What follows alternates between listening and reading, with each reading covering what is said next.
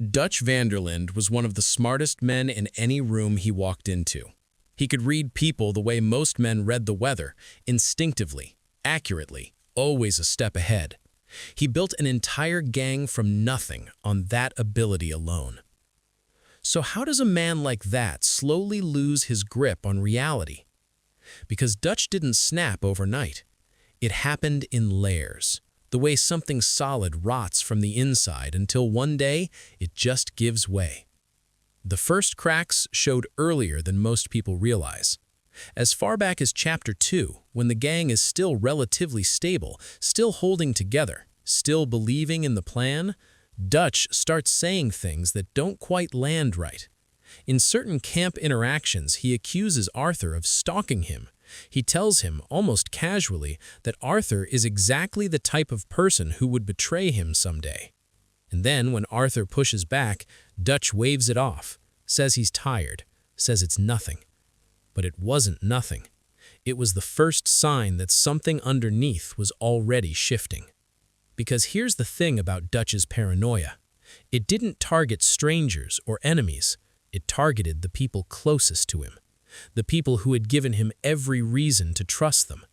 Arthur Morgan, who had bled for this man for over a decade, was already being quietly filed away in Dutch's mind as a potential threat.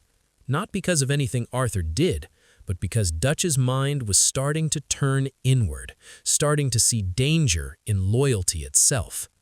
That's not rational, and Dutch was always rational, which means something was already going wrong long before the big moments people point to. Now layer on top of that the weight he was carrying every single day. Dutch was the leader, always the leader, the one with the vision, the one with the answer, the one who stood up in front of people who were scared and hungry and hunted and made them believe one more time that it was all going to work out.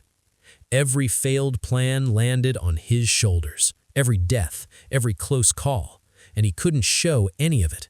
Couldn't sit down with someone and say he was exhausted, that the answers were drying up, that he wasn't sure anymore.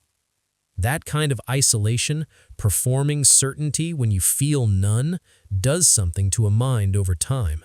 It builds a pressure with nowhere to go. And then came Guarma. The trolley crash in Saint Denis had already done its damage, a head injury significant enough that Arthur repeatedly checked on him afterward, significant enough that Abigail noticed something was off, significant enough that Dutch himself admitted he felt strange.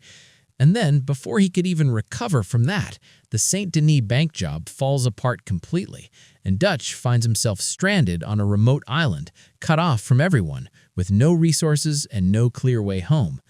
2 back-to-back hits, one on his body, one on everything he'd built. That moment matters more than the game makes it seem on the surface, because after Guarma, Dutch is never quite the same. The paranoia sharpens, the decision-making gets erratic, the speeches start feeling less like vision and more like a man trying to convince himself. Whatever was already cracking inside him, the crash accelerated it. Something that was slowly breaking started breaking faster. And it's after Guarma that the Molly situation happens. The gang is regrouping at Beaver Hollow, already fractured and desperate, when Uncle brings back a drunk Molly O'Shea from Saint Denis. She's unraveling. Dutch has been neglecting her for months. The gang has been indifferent to her, and she's reached her breaking point. She stands in front of everyone and screams that she told the Pinkertons about the Saint Denis bank job, that she was the rat. She wasn't. Agent Milton later confirmed that the real informant was Micah. She said it out of desperation, out of heartbreak, out of a need to make Dutch finally look at her. The Dutch from 5 years earlier would have seen through that in seconds. He read people for a living. A drunk, heartbroken woman having a meltdown in camp. The old Dutch would have known exactly what that was. Instead, he pulled out his revolver, and before anything more could happen, Susan Grimshaw shot Molly dead. Dutch didn't flinch, didn't question it, didn't ask whether it was true, just moved on. That's the moment that shows you how far gone he already was. Not the big dramatic betrayals, not the final confrontation. this quiet, terrible scene where an innocent woman died because Dutch's judgment, once his greatest strength, had completely deserted him. The man who built a family out of broken people just watched one of his own get burned and felt nothing. By the end, Dutch wasn't losing his mind in the way people usually mean it.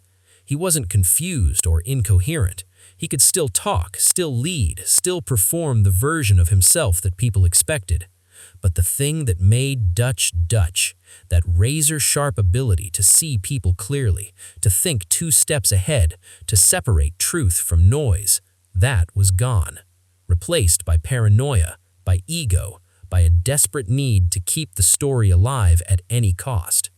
The most dangerous thing about Dutch's decline wasn't how dramatic it was how long everyone around him, including Dutch himself, refused to see it for what it was.